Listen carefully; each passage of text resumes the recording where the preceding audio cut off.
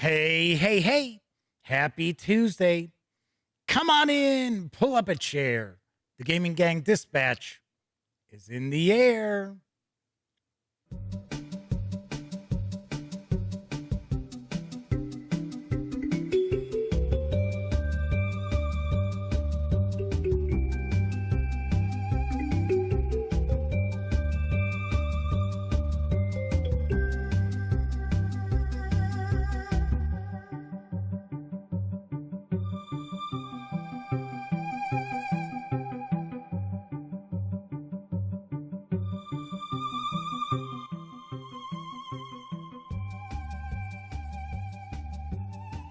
Howdy, howdy, howdy, gang. Welcome once again to the Duct Tape Studios. I'm Jeff McAleer, your host, here at the Gaming Gang Dispatch, brought to you by, interestingly enough, thegaminggang.com, of which I happen to be the founder and editor-in-chief. So welcome aboard. Tonight is Tuesday, June 14th, 2022. This is live stream 799.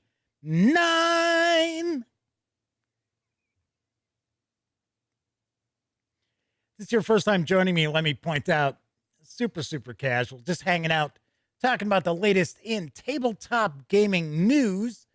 And then we always take a look at a tabletop game. Every once in a while, I'll do a live review, but for the most part, it's usually unboxings and first looks. And tonight, the fantasy role-playing game celebration continues. That's right, all throughout the month of June, I am featuring fantasy role-playing game releases here on the Dispatch. And tonight, I am going to take a first look at Warhammer Fantasy Roleplay, The Horned Rat Companion from Cubicle 7 Entertainment. This is the companion volume to the fourth chapter in the Enemy Within campaign.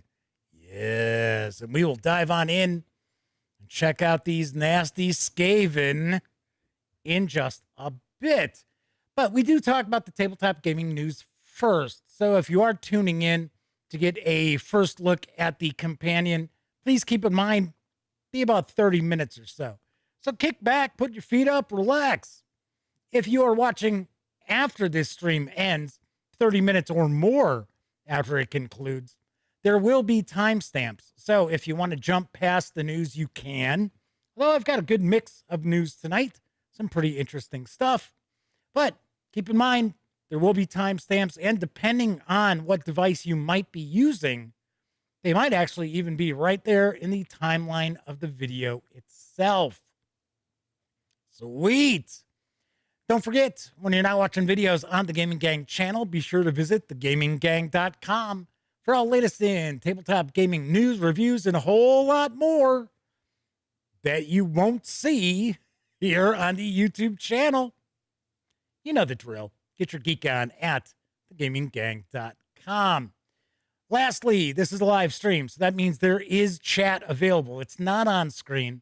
One of the ways I keep some of the more unusual commenters at bay. And you must be a subscriber for at least 48 hours to the channel to take part in chat. Yet another way that I keep some of the more unusual commenters at bay. But if you want to say howdy, maybe get a question, a comment, by all means, chime in. I will do my best to respond. First out the gate tonight is the Motor City Madman himself.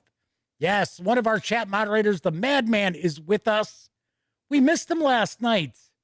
He wasn't hanging out with us. I don't know. Weather starts turning. People start thinking about, you know what? I think I'm going to go out and enjoy myself. As opposed to sit around watching some guy talking tabletop games. Kathy Evans is with us. Coco B is in chat with us as well. So sweet. We are off and running. So let's jump right on into the news. Because hitting stores next week from Second Gate Games is Cactus Town. Here's the dope, partner. Cactus Town is an asymmetric action programming game for 2 to 4 players, or 1 to 5 if you pick up the Lone Ranger expansion, It's a highly interactive game of fast-paced chase and escape. Sleepy little cactus town is going to see some action. You can put on the sheriff's badge, join a group of dangerous bandits, seek a bounty as a bounty hunter, or even use the power of seduction, being an avenging can-can dancer. Oh, is that what she is? Okay. Each party has its own objectives and its own special actions, making this a perfect gateway game for asymmetric gameplay. With playing time of 10 to 15 minutes per player, you can swap and play various parties each session. Players program their actions with 3 out of 4 action cards each turn. Sounds easy enough, right? But careful, actions alternate between players, and action cards are programmed in reverse order, meaning the last card programmed comes up first. Mastering this is a real challenge. Can you outthink your opponents, guess their moves, and get in your own? Or will you outthink yourself and create some hilarious chaos? Each player's characters move through a 5x5 building card grid, which is set up randomly face down each game. The game includes an advanced version with building effects and several variants, giving you even more replay value. Are you ready for a duel? Will you plunder for gold? Are you in the mood to dance a can-can? Gonna steal a horse? Are you? A lot of things are going to happen in Cactus Town. Create your own cinematic Western story. Cactus Town is for 2 to 4 players, or 1 to 5 if you pick up that expansion. It's for ages 8 and up, plays around 10 to 15 minutes per player, and will carry an MSRP of $30 when it arrives next week. Next week. Interesting.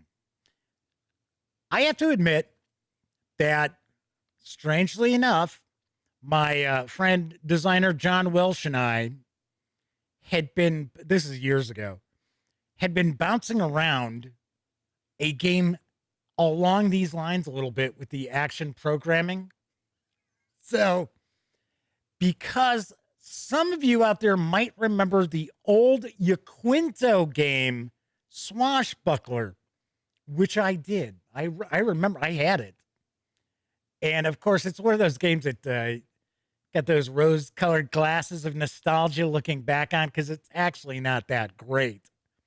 But we were actually working on a game. We were bouncing around a game. It was actually kind of my idea with anthropomorphic animals who were like C-list fantasy adventurers. And it would be like a big, like, brawl in a tavern, like an inn. Yeah. It was going to be called Furious Furries. No joke. We came up with a bunch of stuff, too. Yeah. And this is actually a little bit like that. I was kind of like, holy cow. Because you've got your action cards. You're going to program your actions, things like that. So this could be kind of interesting. I got to point out that there is a deluxe edition that has miniatures, and the miniatures do look pretty cool. Flaming Heron has joined us in chat. Mr. Eddie T is hanging around as well. Very nice. Flaming Heron points out, yes, we didn't have any mods yesterday. In fact, I am going to ask Mr. Eddie T and Sarah D if they would be interested in also being chat moderators, because they are also folks who tend to hang out and catch the show a lot. So thankfully we didn't have any, weirdness going on. Most people in chat are pretty cool. It's very, very few and far between that we have somebody that is even odd, let alone needing to be booted out with the ban hammer. There's another game making its way into stores next week. It is also an action programming game. It is Gemini Gauntlet, and here's the latest from Lynnvander Studios. Welcome to the most dangerous and exciting racing league in the known universe, the Gemini Gauntlet. As one of 10 race teams from across the galaxy, each player controls a unique ship with 2 crew members. Every round, players simultaneously program their flight paths. They must navigate an ever-changing course, avoid collisions with asteroids, and outmaneuver their rivals to be the first to cross the finish line. Gemini Gauntlet is for 2 to 6 players, ages 14 and up. Plays in around 60 minutes. It's going to carry an MSRP of $54.99 when it arrives next week. So pretty interesting. Looks kind of cool. I got to admit, I have never played any Lynnvander Studios games except for one.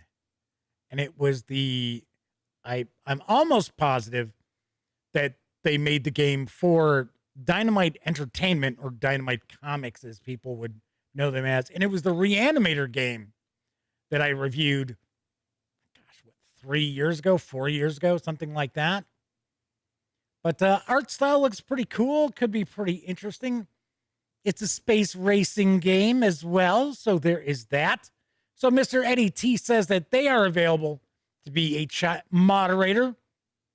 Very cool. After tonight's show, I will go in and add you to the list. Very nice. So let's talk about some role-playing game news, because arriving this summer from Kobold Press is the Book of Ebon Tides for 5e. Here's the skinny. The darkness closes in around you. Welcome to the Shadow Realm, a twisting and distorted counterpart to lands you know.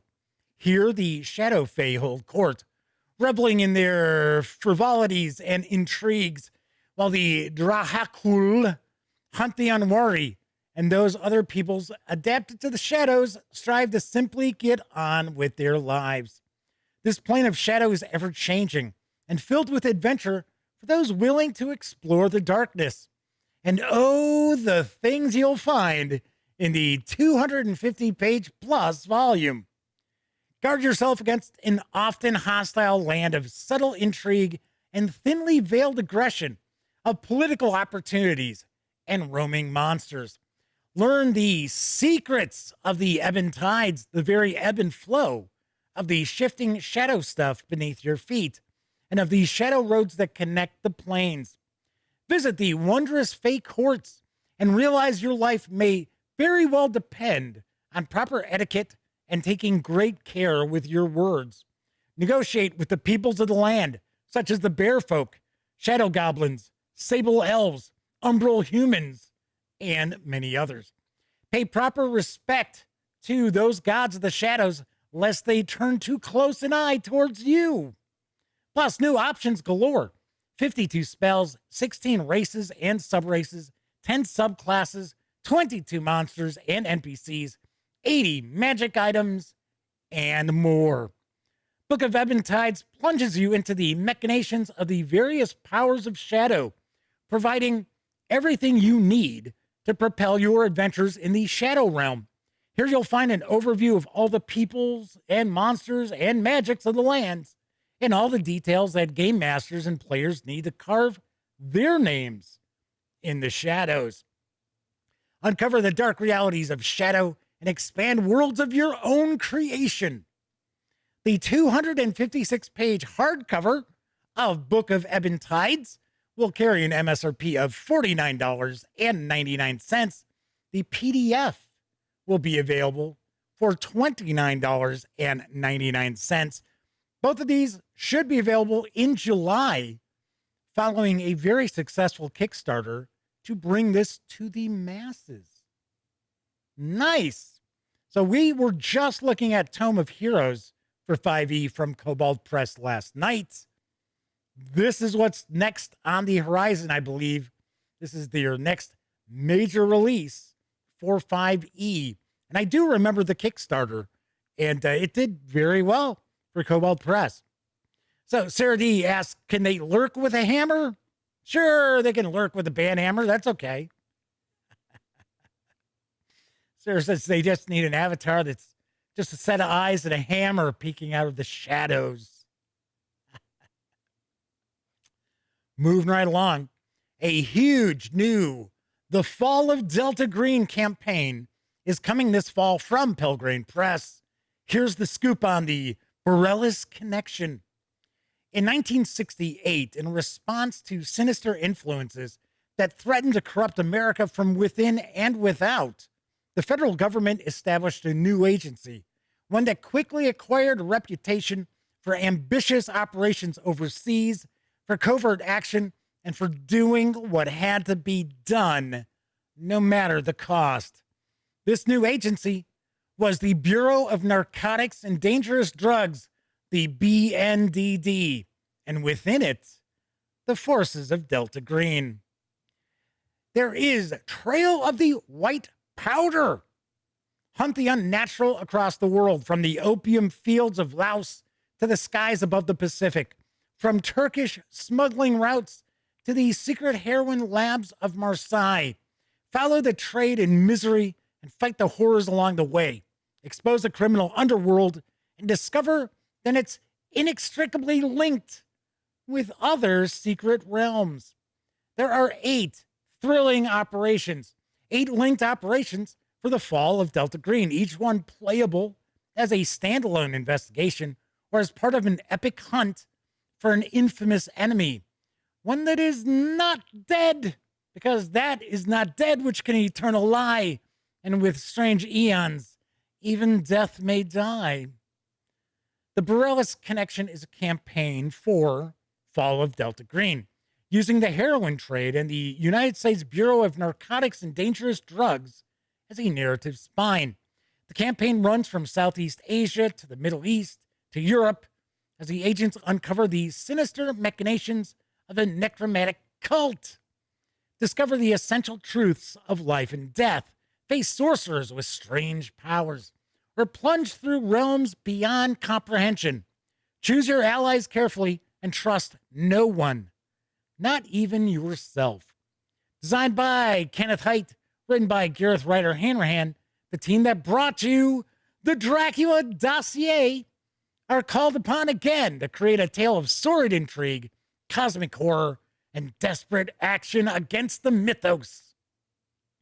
This 400-page hardcover for the Borellus Connection will carry an MSRP of $49.99 when it arrives in time for Halloween this October.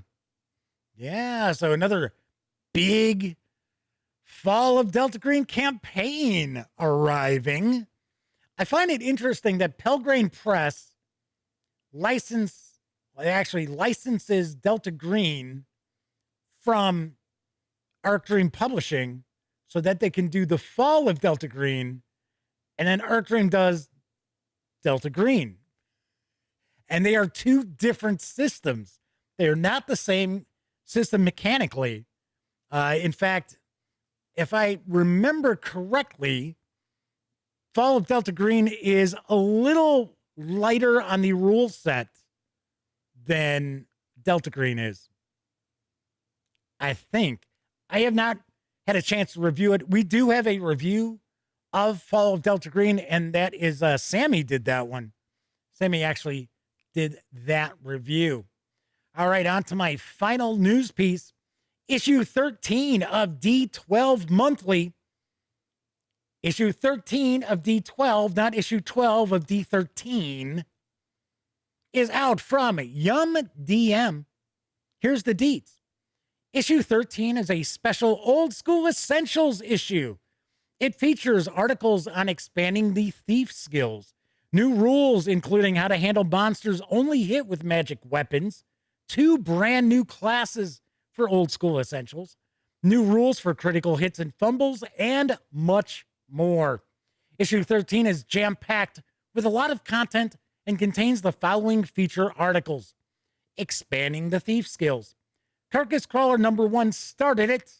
Now, they've expanded the D6 skill system to the other classes over at Yum DM.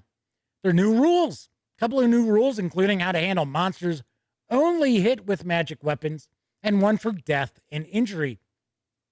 2 new classes for OSE, the Pit Fighter and the Monster Hunter, and new rules for critical hits and fumbles, new spells and spell books for magic users, as well as for clerics and druids.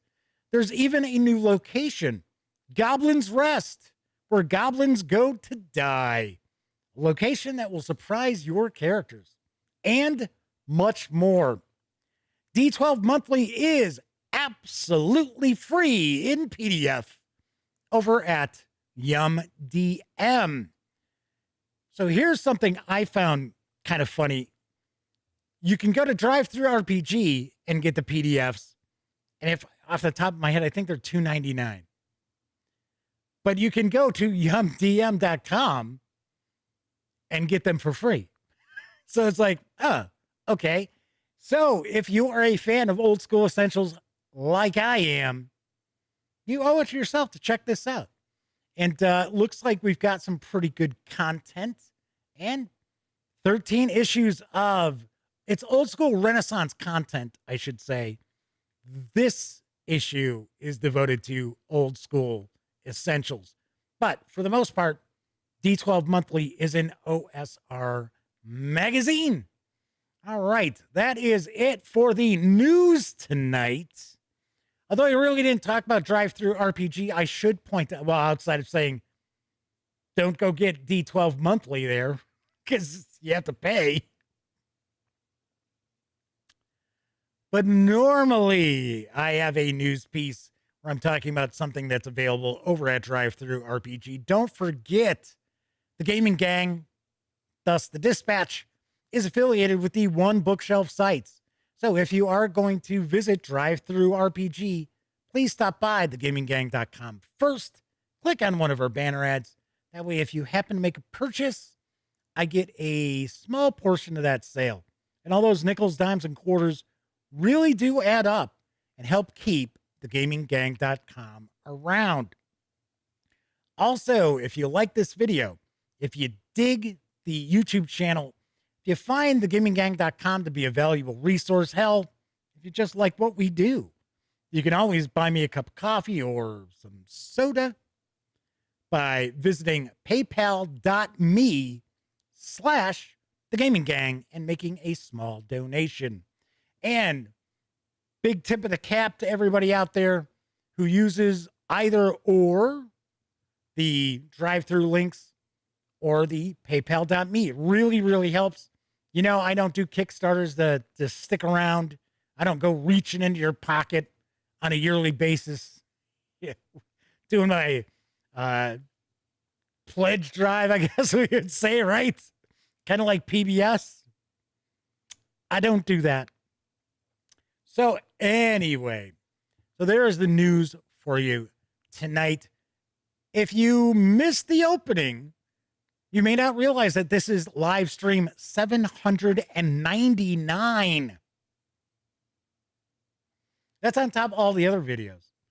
So I want to take a minute and thank everybody who takes time out to watch the streams, because it's kind of funny. It wasn't that long ago that I'd be like, oh, you know, hopefully crack like maybe 50 views on that.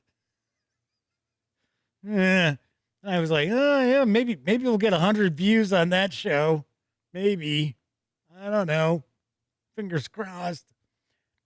Now we on average we get past 200 views. So that's kind of cool. And I know it's an acquired taste. It's not the usual kind of routine. So I get that. Anyway, tomorrow night it is live stream episode 800. I will not be doing a news section. We are going to have my best friend Elliot Miller join us live through Skype because he is returning to the Gaming Gang. The voice of E is joining the Gaming Gang Network, is essentially what we are now. So I did want to have him come on. He joined me for live stream 500. And we had some fun. So it's an AMA. You can ask me anything, well, within reason. You can ask Elliot anything. I did want to have Elliot kind of share a little bit of what's on the horizon, what he's working on. And then we will actually be sitting down and I'm going to review Original Adventures Reincarnated Volume 4, The Lost City from Goodman Games. So we will have some fun. So Flaming Heron said that ended up working out perfect. Last stream for the week. I know, it was kind of weird that episode 800 just happened to fall on a Wednesday. I was like, all right. Okay, sounds good. All righty then. I'm going to be taking a first look at the Horned Rat Companion in just a couple of moments. But first, I think it's time for a brief intermission. It's intermission time, folks. Time out for a delicious snack in our sparkling refreshment building. Every item a fresh, appetizing taste treat.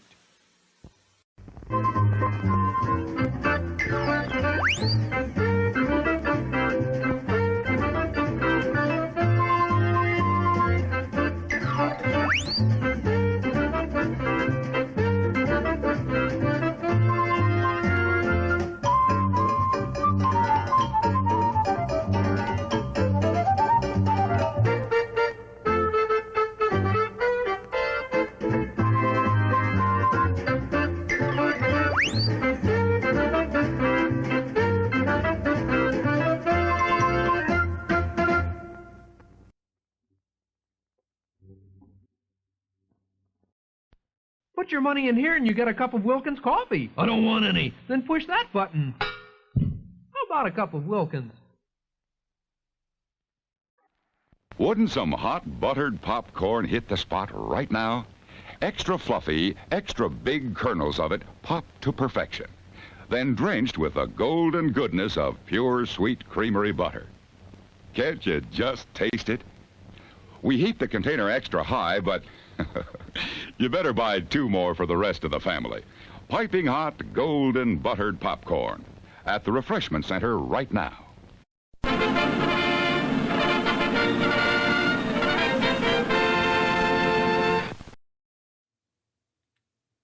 At least tonight I'm not coming back sneezing right in your face.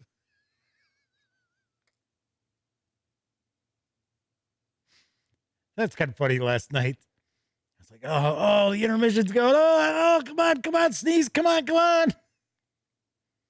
And of course, just as I come back, it's like,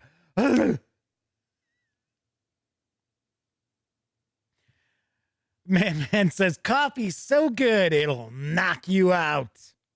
Yes, Wilkins coffee, everybody.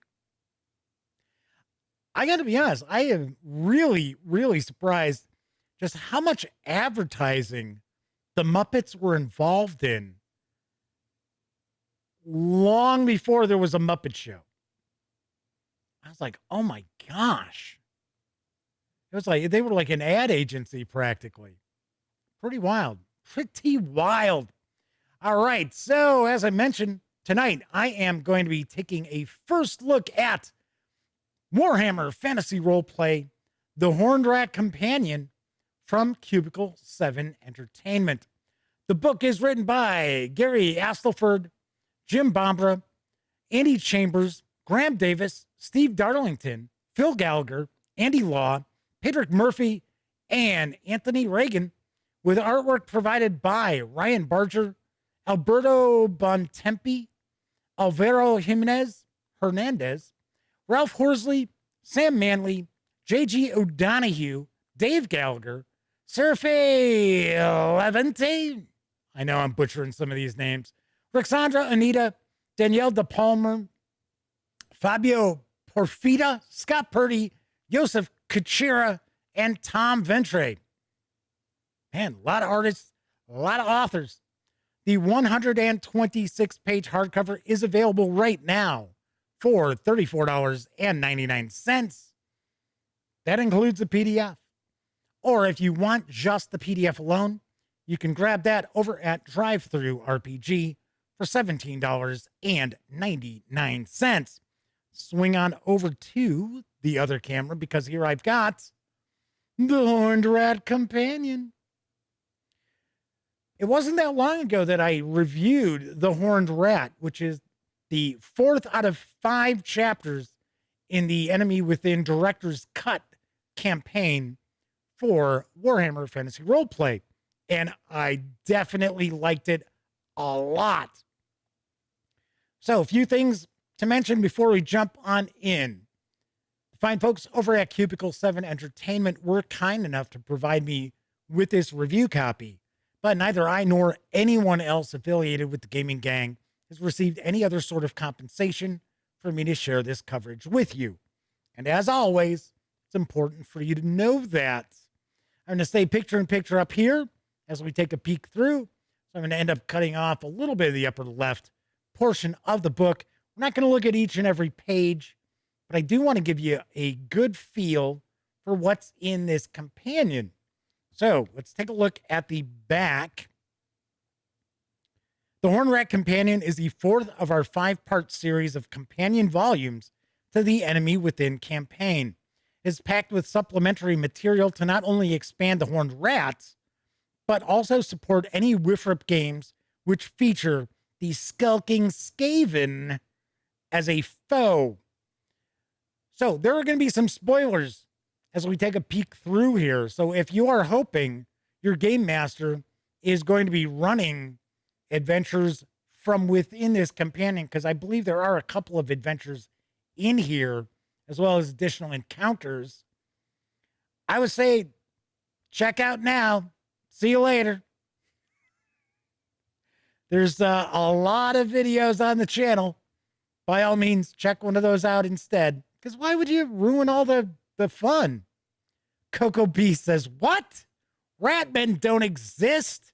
Good to see Coco B hanging with us. Yes, because that is the whole pretty much thought process in the Empire is Skaven don't exist. Because if we admit they exist, then we have to admit that they pretty much live under all of the cities and towns. Yes. 245 Trioxins with us in chat. Good to see ya. All right. So we're going to jump on in here. And I believe we're going to get some more information about like Middenheim that we can utilize. One of the aspects that was a big point that Cubicle 7 made about the director's cut for Enemy Within, as well as these companion volumes, was that there was going to be content in these books that could be used outside of the campaign, that even if you really weren't going to run Enemy Within, you would still find a lot of valuable info and material that you could use in any of your Warhammer Fantasy Roleplay games. And I actually really do like that. And they've pulled it off so far. Now, we are still waiting for the final chapter in hardcover for Empire in Ruins and its companion. The PDFs are out. So I am eagerly anticipating the final chapter arriving. I'm taking a guess. It's probably something Cubicle 7 Entertainment's looking to get out at Gen Con. And I would love to provide my final review for the final chapter, and then maybe do a video that kind of recaps everything that I really like about Enemy Within and why it's worth actually picking up. I am kicking off my campaign on Saturday. Yes, we are playing Warhammer Fantasy Roleplay. We're not diving right on into Enemy Within. I'm actually going to run a bit from the starter set box, and then we're going to get into Enemy in Shadows. All right, so we get a history of the Skaven, who, as Coco B already pointed out, don't exist. So I don't know what this is. This is some fever dream or something here. Flaming Heron says that he likes the way they handled the Skaven in the campaign. Makes it interesting how the NPCs view their existence. And the last two books have been excellent in how seamless they fit in with the rest of the campaign, considering they're totally new adventures. That is one aspect of the Horned Rat that some people might not be aware of. It's all new. This is all new. This is not the Something Rotten in Kislev adventure that was originally part of Enemy Within. This is all brand new. And it is, check out my review. I gave it, if I remember right, I think I gave it a 10 out of 10. I liked it that much. So we get a bit of background about, looks like more of the Council of 13, which kind of plays like a role in the background to the Horned Rat, because the big bad wants to get promoted to that council. I think we're going to get some info about their god as well. So we have the different clans. That's something else that comes into play with the Skaven. There's various different clans, and there is a class structure with the Skavens, various different clans as well. Some are far more respected than others. Some are practically slaves. So we've got actually a lot of info about them, and it looks like we're getting stat blocks for additional types of Skaven as well. That's cool. So we've got the Turntail. So we've got the Turntail Clan Rat and Turntail Poison Wind Globadiers. That's something I remember from Warhammer Fantasy miniatures, are the Skaven with their poison globes. So now we've got some new equipment, some new gear. Skaven heavy weapons. Skaven magic. All right. So we're going to get some new spells, which are going to be utilized by them, not by the player characters.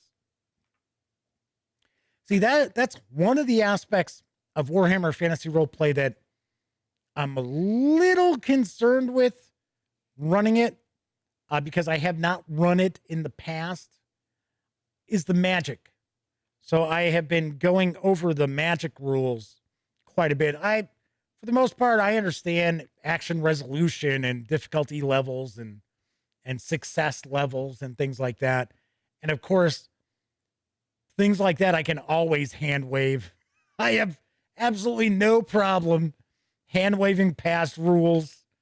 Do it all the time, because I don't want to bring my adventures to a screeching halt. I never do that at the table. If there's a rule that I'm not sure about, I just make a ruling and move on and take a look later on to see if I was even close. All right, so we have the Apprentice. Was that an adventure? I think so. I think that's a short little adventure. And so we have the Skaven Conspiracy. So one thing that's pretty funny too is that people who learn too much about the Skaven tend to disappear. Flaming Heron said everything should be fine. Just make sure none of the PCs are wizards. I know. I've already thought of that. Although starting off, they don't really have that many spells. But we're actually considering, and this was Elliot's idea, to do everything completely random. So in Warhammer Fantasy Roleplay, you have an option when you're creating your character to just roll percentile dice and take those results as far as your race, your career. And if you do that, you actually earn experience points, which in Warhammer Fantasy Roleplay, you use experience points to increase your skills and your attributes. because the reality is Warhammer Fantasy Roleplay and Call of Cthulhu mechanically aren't really that different. So, of course, especially going back to like first edition Warhammer Fantasy Roleplay, because it's percentile based. It's all D100. Now you've got the success levels and things like that. That's a little bit different, but so we have the Yellow Fang, which is actually a cult, and they are humans that who are in league with the Skaven. There's something that I think is kind of cool that I am really looking forward to once we get to this point, and hopefully we'll get to this point, is that the members of the Yellow Fang pull one of their incisors and wear it on a chain. So I think it would be pretty interesting for the player characters to be running into these different people who all just happen to be missing one of their incisors. And of course, you know, eventually they're going to find out, oh, they're wearing it around their neck. All right, what do we got here? A guide to the Middle Mountains. So there is a section in the Horned Rat that the player characters are going to be in a mountainous area. In fact, it's really towards the end of the adventure.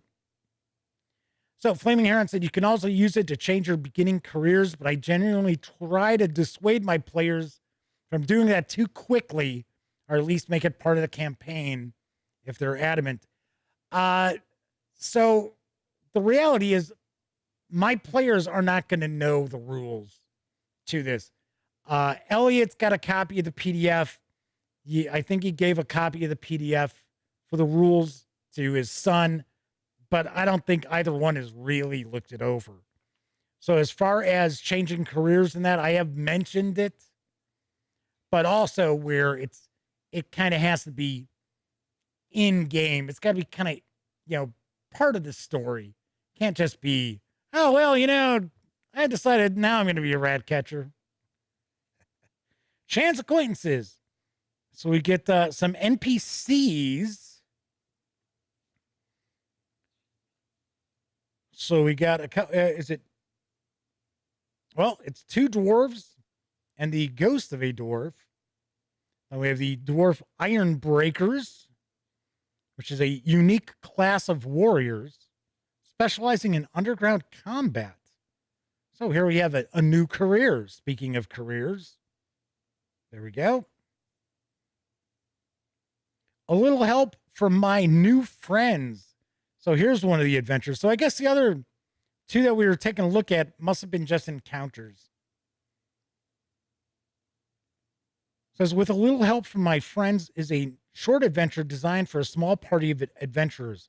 A character with the criminal talent or an otherwise flexible attitude toward breaking and entering will prove useful, as will characters with decent perception. All right.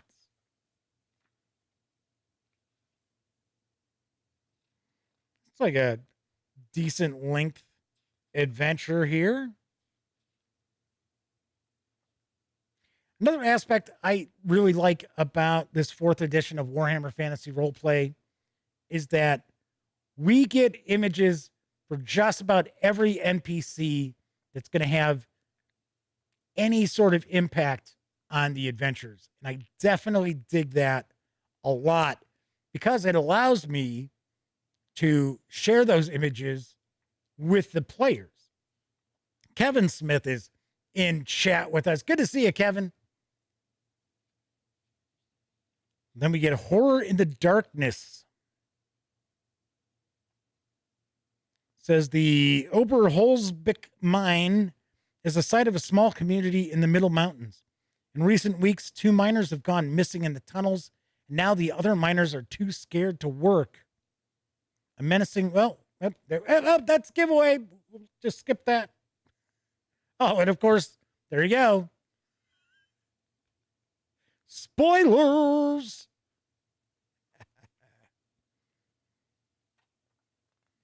Okay, so that's a pretty small map there. Hopefully we've got bigger ones at the end. All right, so is that how we're going to wrap up? I think we are. We're going to wrap up with the 2 adventures. So I honestly think my players are going to have some fun with Warhammer Fantasy Roleplay because it's going to be completely different than what they're expecting. And there we go, a little bit bigger maps of those tunnels. Because, I kind of kicked around, do I run like an OSR campaign with some like really classic, like really old adventures, or do something a little different? And to me, I think running Warhammer Fantasy Roleplay will be a little bit different. It's not that epic high fantasy, but it's still not historical role playing either. So I think we're going to have a good time. So that is the Horned Rat Companion from Cubicle 7 Entertainment. Once again, the 126-page hardcover is available right now for $34.99, or you can grab the PDF over at DrivThruRPG for $17.99. Sweet. All right, let's swing back over to the other camera. Wow, that is a fast show tonight. 46 minutes? It's like, geez. Flaming Heron says that they think I'll enjoy myself as well. I think I will. Because once again, I'm not a stickler for rules. So that is one of the things that I never allow to slow down any of my games is rules. Now, Call of Cthulhu is what I've mainly run for 40 years. So those rules I know pretty well inside and out. Although I'll be the first to admit, I don't really use the new chase rules. I don't care for them much. So to me, I think they're just clunky. And I get it. There are people who really do like them. I'm just not a huge fan. Love Call of Cthulhu, don't get me wrong. And as I mentioned on last night's show, we are going to see Cults of Cthulhu and A Time to Harvest very shortly. They should be arriving this week. And if they do, I will try to actually do some first look videos this weekend for each of those. And then Samantha Lightheart is going to be reviewing A Time to Harvest. So look forward to that in the near future as well. All right. Well, I don't know. That's a pretty damn fast show tonight. Just kind of zipped along right through it. Anyway, if you like the video, by all means, please give it a quick thumbs up. Subscribe to the Gaming Gang channel if you haven't already. And if you do subscribe, ding that bell. It'll not only let you know when the Dispatch streams live Monday, Tuesday, and Wednesday evenings right here on YouTube at 7 p.m. Central. It'll also let you know when I upload other videos, such as my upcoming first look at Potions Unlocked from Splinterverse Media. So I will have that coming shortly as well. Madman says the DM in the 4E group that they play in has been dealing with tons of stress at work. So he's taking over with 5E as Dungeon Master. So that person can kick back and play. So the Madman's going to be game mastering 3 different groups. Holy cow. Wow. Flaming Heron says probably end up being a longer show tomorrow. Make it up for tonight. Coco B mentioned that they picked up Warlock. That's another system I'm kind of interested in checking out to run Warhammer Fantasy Roleplay settings with fewer rules. Very cool. All right. Anyway, if you were watching live, thank you very kindly. I always appreciate it if you took part in chat. Those are extra experience points that you'll be able to spend on changing careers in Warhammer Fantasy Roleplay if you want. Of course, I know a lot of people don't have an opportunity to watch live. Doesn't matter if you're watching live or on Memorex. I really do appreciate each and every one of you taking time out to watch any of the videos on the channel. Of course, I will be back tomorrow. Don't forget, I will be talking with my best friend, Elliot Miller, as we discuss what he's bringing to the gaming gang with his return. And then I am going to be reviewing Original Adventures Reincarnated Volume 4, The Lost City, from Goodman Games. So stay tuned for that. And of course, here's hoping each and every one of you always gets to enjoy plenty of great gaming with your gang.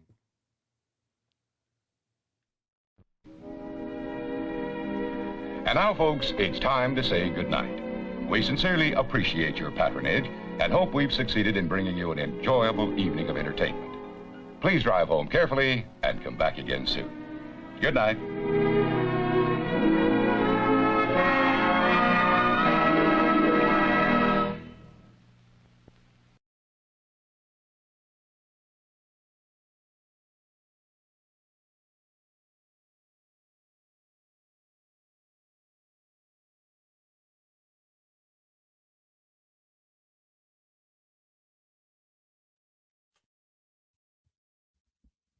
Oh, hey, you're still here.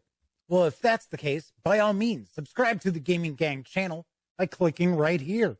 Check out the latest episode of the Gaming Gang Dispatch, or find out what YouTube recommends you check out from the channel. And of course, once again, I'm Jeff McAleer. Thanks for watching.